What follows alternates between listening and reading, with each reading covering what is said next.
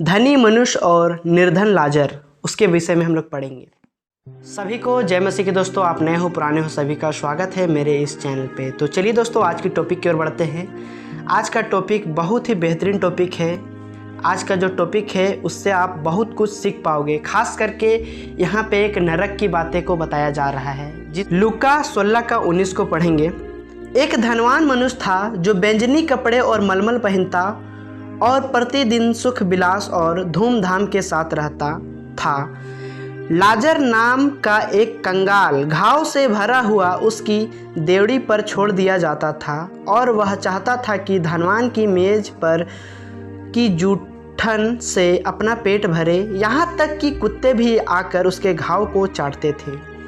इस वचन के द्वारा बताया जा रहा है दोस्तों कि धनवान व्यक्ति जो था वो बहुत धनी था और उसी के देवड़ी पर, मतलब उसी के सामने गेटों पर या बाहर लाजर व्यक्ति को रख दिया जाता था, क्योंकि वो बीमार था, घावों से भरा हुआ था और वो चाहता था कि धनवान की जो जूठी बर्तन है उससे भी जो खाना बचता है, खास मैं उससे भी पेट भर लूँ।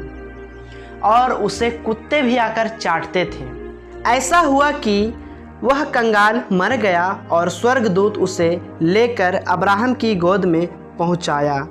वह धनवान भी मरा और गाड़ा गया। यहाँ पे बोलता है वचन कि जब लाजर मर गया तो स्वर्गदूत उसे उठाकर अब्राहम की गोद पर छोड़ दिए। उसके बाद वह जो धनी मनुष्य था वो भी मारा गया और गाड़ा गया। उसके बाद हम लोग पढ़ेंगे, और अधोलोक में उसने पीड़ा में पड़े हुए अपनी आंखें उठाई और दूर से अब्राहम की गोद में लाजर को देखा। जब वो मर गया धनी व्यक्ति, तो सीधा अपने आप को नरक की आगों में पाया और जैसे ही आँख खोली तो वो समझ गया मैं नरक में हूँ। और स्वर्ग में देखा कि जो लाजर है वो अब्राहम की गोद में है। तब उसने पुकार कर कहा, हे पिता अब्राहम, मुझ पर दया करके लाजर को भेज दे ताकि वह अपनी उंगलियां का सीरा पानी में भिगोकर मेरी जीभ को ठंडी करे, क्योंकि मैं इस ज्वाला में तड़प रहा हूँ। यहाँ पे बोलता है लाजर को भेज, उंगलियां से थोड़ी सी भी पानी अगर मेरे जीभ में वो भिगो कर देता है तो मैं अपनी जीभ को ठंडा कर लूँ। तो आप सोच सकते हो नरक की आग कितनी भयानक आग होती है। परंतु अब्राहम ने कहा, हे पुत्र, स्मरण कर कि तूने अपने जीवन में अच्छी वस्तुएं ले चुका है। यहाँ पे बोलता है तू याद कर, तू जीवन में अच्छी वस्तुएं, अच्छी सुख शांति जीवन पा चुका है। और वैसे ही लाजर बुरी वस्तुएं, और ठीक वैसा ही लाजर बुरी वस्तुएं को पा चुका है। हर एक बीमारी, हर एक दुखों को वो झेल चुका है।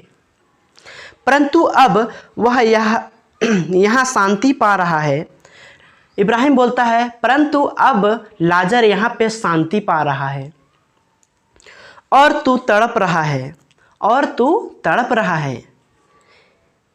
इन सब बातों को छोड़ हमारे और तुम्हारे बीच भारी गड्ढा ठहराया गया है कि जो यहाँ से उस पार तुम्हारे पास जाना चाहे वे ना जा सके और ना कोई वहाँ से इस पार हमारे पास आ सके। यहाँ पे अब्राहम बोलता है कि तुम्हारे और हमारे बीच में एक बहुत बड़ा गड्ढा है। अगर कोई उस पार का व्यक्ति इस पार आना चाहे तो वो कभी नहीं आ सकता, और इस पार का व्यक्ति उस पार जाना चाहे तो वो कभी नहीं जा सकता। उसने कहा, तो हे पिता, मैं तुझसे विनती करता हूँ कि तू उसे मेरे पिता के घर भेज। जो धनी मनुष्य था वो कहता है कि लाजर को तू मेरे पिता के घर भेज, क्योंकि मेरे 5 भाई हैं। वह उनके सामने इन बातों की गवाही दे, ऐसा ना हो कि वे भी इस पीड़ा की जगह में आए। जो धनी मनुष्य था वो कहता है कि वो लाजर को तू मेरे घर भेज, वहाँ पे मेरे 5 भाई हैं और वो इस बातों की गवाही दे ताकि वो जो 5 भाई है इस नरक में ना आने सके। फिर अब्राहम कहता है, अब्राहम ने उनसे कहा, उनके पास तो मूसा और भविष्यवक्ताओं की पुस्तकें हैं, वे उनकी सुने। उसने कहा, नहीं हे पिता अब्राहम, पर यदि कोई मरे हुए में से उनके पास जाए तो वे मन फिराएंगे।